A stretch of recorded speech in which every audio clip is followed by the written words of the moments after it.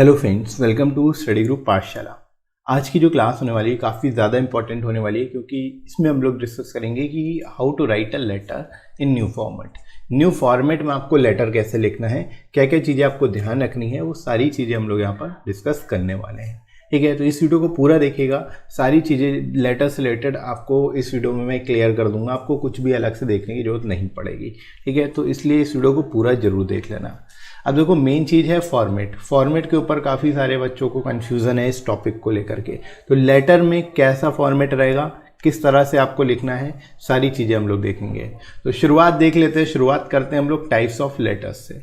Types of letter में जैसा कि आप सभी को पता है, दो तरह के लेटर होते हैं, एक फॉर्मल लेटर, एक इनफॉर्मल लेटर। ठीक है, एक औपचारिक पत्र होता है, एक अनौपचारिक पत्र होता है। ठीक है, तो फॉर्मल लेटर कैसे लिखना होता है और किस लिए लिखना होता है। तो देखो, सबसे पहले फॉर्मल लेटर्स की बात कर लेते हैं। जो फॉर्मल लेटर है वो ऑफिशियल पर्पसेस के लिए लिखा जाता है। ठीक है, यानी सरकारी कामकाज के लिए जो पत्र लिखे जाते हैं उसको फॉर्मल लेटर या औपचारिक पत्र बोला जाता है। अब ये पत्र हो सकता है लेटर टू एडिटर, यानी किसी संपादक को लेटर लिखा जा रहा है, पत्र लिखा जा रहा है, तो वो फॉर्मल लेटर कहलाएगा। इसी तरह letter to collector, letter to manager या फिर लेटर टू डायरेक्टर। तो जितने भी ऑफिशियल पर्सन्स को हम लेटर लिखते हैं वो सारे के सारे लेटर्स कहलाएंगे फॉर्मल लेटर्स। ठीक है, औपचारिक पत्र कहलाएंगे। राइट, तो ये चीज़ बेसिकली आपके माइंड में होनी चाहिए कि औपचारिक पत्र या फिर अनौपचारिक पत्र किसको बोलते हैं। फॉर्मल और इनफॉर्मल लेटर में डिफरेंस क्या होता है। फॉर्मल लेटर आप समझ गए होंगे, ये ऑफिशियल पर्पसेस के लिए लिखे जाएंगे। इसका फॉर्मेट हम लोग देख लेते हैं। फॉर्मेट की अगर बात करें तो यहाँ पर देख सकते हो आप, सबसे पहले आपको लिखना होता है एड्रेस। ठीक है, आप यहाँ पर एड्रेस लिखोगे, उसके बाद आपको डेट लिखनी होगी, उसके बाद रिसीवर्स एड्रेस लिखना होगा। ठीक है, सबसे पहले आप सेंडर्स एड्रेस लिखोगे, फिर डेट लिखोगे, फिर रिसीवर्स एड्रेस लिखोगे। उसके बाद आपको लिखना होता है सब्जेक्ट। सब्जेक्ट के बाद आप लिखते हो रिस्पेक्टेड सर या मैडम, फिर कॉमा लगाओगे। ठीक है, ये चीज़ आपको ध्यान रखनी है, कॉमा आपको यहाँ पर लगाना होता है। उसके बाद आप बेसिकली अपना कंटेंट प्रोवाइड करोगे, जो भी basically introduction, body, conclusion, 3 parts में बेसिकली आपको माइंड में ये रखना है कि 3 सेक्शन बेसिकली आपको डिवाइड करने होते हैं लेटर में भी। ठीक है, इंट्रोडक्शन, बॉडी और कंक्लूजन, 3 पार्ट्स में बेसिकली आप इसको पूरा लेटर लिखोगे। उसके बाद आखिरी में आप संबोध इसको लिखोगे योर्स सिंसियरली या योर्स ट्रूली करके, और जो भी आपका नाम होगा वो आप यहाँ पर नाम लिख दोगे। राइट, तो इस तरह से बेसिकली आपको ये लिखना होता है, इस तरह से आपको फॉर्मेट आपको फॉलो करना होता है। ठीक है, एग्जाम्पल भी मैं आपको बता देता हूँ ताकि आपको कन्फ्यूज़न ना हो।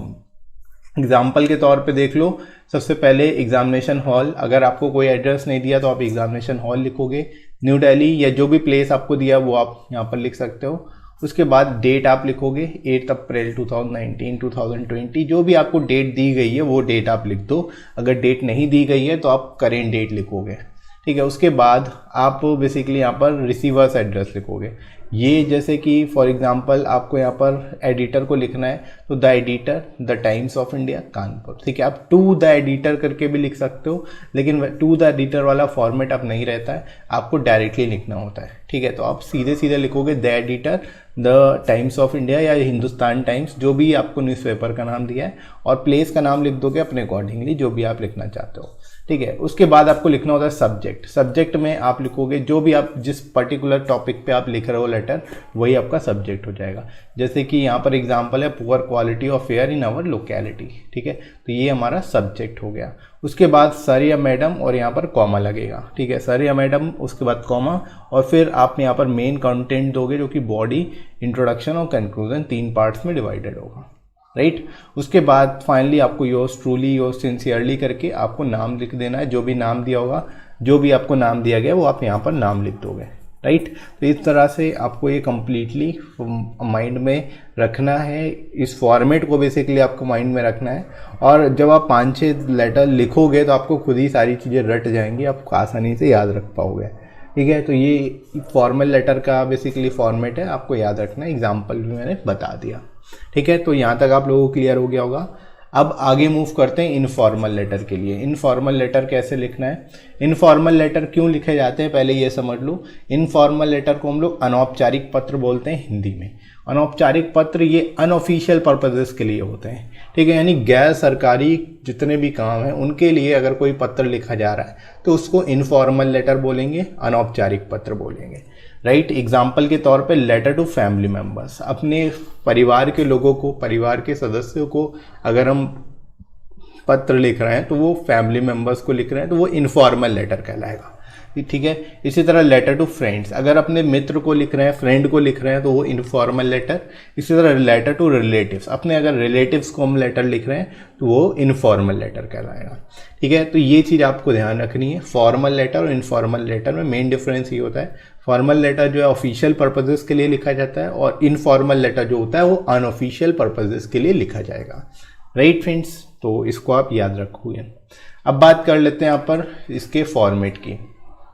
फॉर्मेट में सबसे पहले आपको लिखना है एड्रेस। एड्रेस के बाद आपको ब्लॉक छोड़ के आपको डेट लिखनी है। डेट लिखने के बाद फिर से ब्लॉक छोड़ोगे, फिर आपको जो भी रिलेटिव जिसको भी आप लिख रहे हो वो उसका नाम लिखोगे और यहाँ पर कॉमा लगेगा। तो कॉमा जरूर ध्यान रखना है, यहाँ पर सेपरेट करने के लिए कॉमा लगाना है आपको। उसके बाद बॉडी, इंट्रोडक्शन और कंक्लूजन, ये पूरा आपका बॉडी सेक्शन है, इसमें आप पूरा कंटेंट लिखोगे, ठीक है, 3 सेक्शन में डिवाइड करके।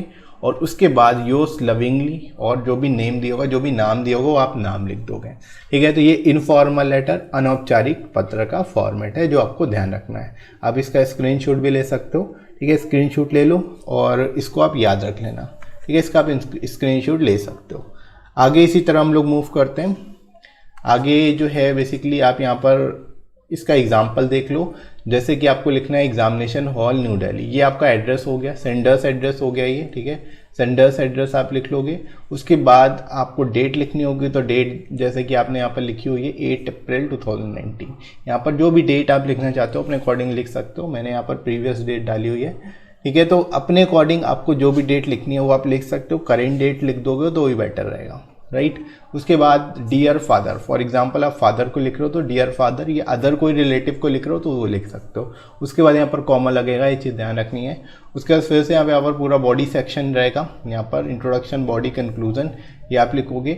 उसके बाद योर्स लविंगली, जो नाम है रंजीत सिंह, आपने यहाँ पर नाम लिख दिया, ठीक है। तो ये पूरा एग्जाम्पल है, इसके थ्रू आप बेसिकली ऐसे ही ये पूरा फॉर्मेट रहेगा, इसी तरह से आप लेटर को लिखोगे अच्छी तरीके से, ठीक है फ्रेंड्स। तो आई होप आप लोगों को फॉर्मल लेटर और इनफॉर्मल लेटर में डिफरेंस क्या होता है ये क्लियर हो गया होगा।